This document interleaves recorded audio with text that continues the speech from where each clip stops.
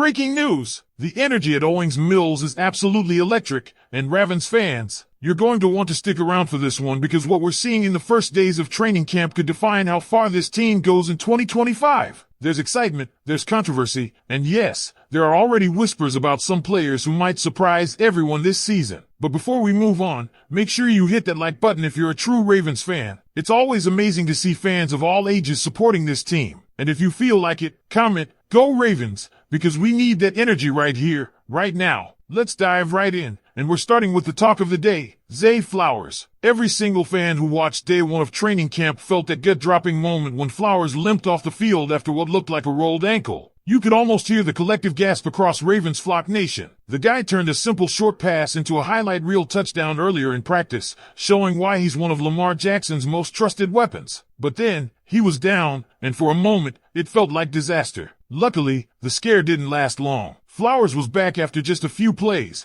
and not only did he return, he looked as sharp as ever, making several impressive catches. If that doesn't scream resilience, I don't know what does. And let's be clear here, Zay Flowers is not just another wide receiver. This team is different when he's on the field. We all saw what his absence meant in that brutal playoff loss to Buffalo last season. Without him, the offense felt incomplete. He's the spark, the guy who can change a game on a single play. Yes, DeAndre Hopkins is here, Rashad Bateman is healthy, and of course, you've got Mark Andrews and Isaiah Likely. But Flowers might just have the highest ceiling of any pass catcher in this offense. He hit over 1,000 yards last season for the first time in his career, and there's no doubt he can do it again if he stays healthy. That's why the moment he limped off sent panic through the fan base. But breathe easy, Ravens fans, because all signs point to him being good to go. Now, let's switch sides of the ball because there's a new face in Baltimore who's already turning heads. JaMarr Alexander. If you thought he looked good on paper, wait until you see what he's doing in practice. 2 pass breakups on day 1, celebrating with that signature seatbelt move, and even a respectful bow to DeAndre Hopkins after a tightly contested play. And yes, Hopkins did snag a gorgeous back shoulder catch against him, but that's what great competition looks like. Alexander brings swagger, leadership, and a level of confidence this defense hasn't had in a long time. You can already see how his presence is impacting the younger guys, especially Nate Wiggins, who's entering his second year. This is the kind of signing that doesn't just upgrade a position, it elevates the entire defense. When Lamar himself says in a press conference that Alexander still got it, you better believe that's big. Speaking of Lamar, we need to talk about him. Some fans are already panicking over his so-called sloppy first day. Reports from camp said he had a few inaccurate throws, and, of course, social media exploded with overreactions. But come on, it's the first day of training camp. Nobody's winning a Super Bowl in July. Lamar is Lamar. He's earned the right to knock off a little rust without everyone freaking out. This is a 2-time MVP we're talking about. If anything, sloppy throws in July just mean he's testing things out,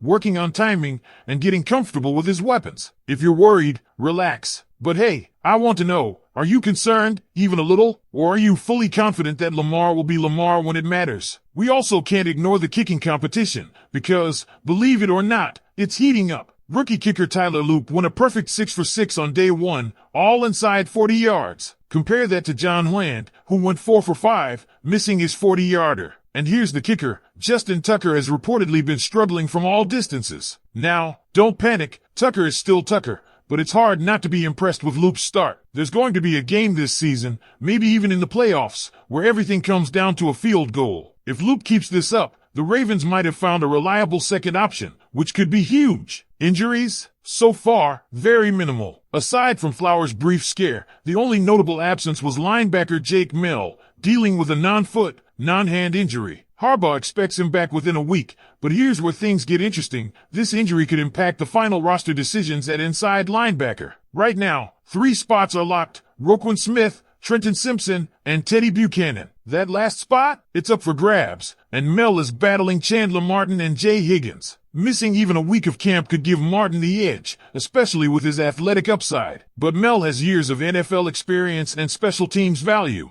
That's going to be one of the battles to watch. And that's exactly the question every Ravens fan should be asking right now, because as much as we want to believe this offense is stacked with weapons, Zay Flowers is the guy who stretches the field in a way nobody else on this roster can. Sure, DeAndre Hopkins brings veteran savvy and route running mastery, and Rashad Bateman has shown flashes when healthy, but Flowers is the one defense's game plan around. If he's not on the field, teams can press Hopkins and Andrews harder, forcing Lamar into tighter windows. That's why keeping Flowers healthy isn't just important, it's absolutely critical for this team's Super Bowl hopes. But speaking of Hopkins, let's talk about how he's looked in these early practices. Reports say that despite tight coverage from JaMarr Alexander, Hopkins made a spectacular back shoulder grab, the kind of play we've seen him make his entire career. That's huge for Lamar because having a receiver who can win contested catches gives him a security blanket in those high-pressure third down and red zone situations. Remember last year when the Ravens struggled in short yardage passing situations? Hopkins changes that dynamic immediately. Pair that with Flowers' speed and Andrews' ability to dominate the middle of the field,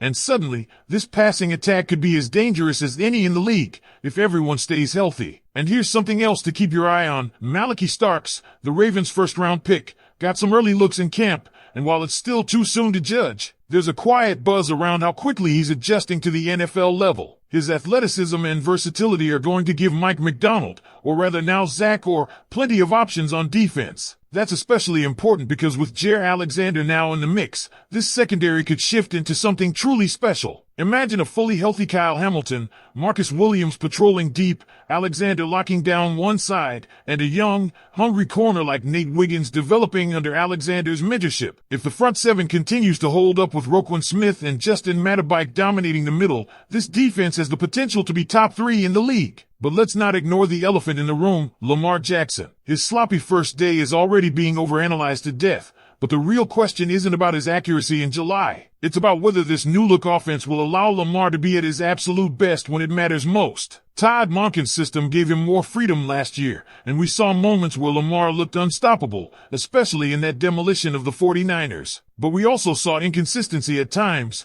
particularly in the playoffs. That's why these early camp reps, even if a bit rusty, are so important. Lamar needs to build chemistry with Hopkins, Flowers, and even Isaiah Likely, who could play a much bigger role this season as defenses key in on Andrews. And then there's the backfield. Keaton Mitchell has been turning heads with his speed, and if he stays healthy, his explosiveness could add another dimension to this offense. Imagine a formation where Mitchell motions out wide, Flowers lines up in the slot, and Hopkins is outside. Defenses won't know whether to expect a quick slant, a deep shot, or a designed quarterback run. That's the kind of unpredictability the Ravens have been missing, and it all comes down to whether these young playmakers can stay on the field. But let's circle back to something that might seem small but could become a huge storyline later, Tyler Loop's perfect kicking performance. I know it's just practice, but you and I both know that come December or January, one kick can change everything. Justin Tucker is still the greatest kicker of all time, but if he's really struggling early, having a reliable backup or even pushing Tucker to stay sharp could end up being one of the underrated storylines of the season. So Ravens fans, here's what I want to know from you right now. Looking at the first days of training camp, who are you most excited about?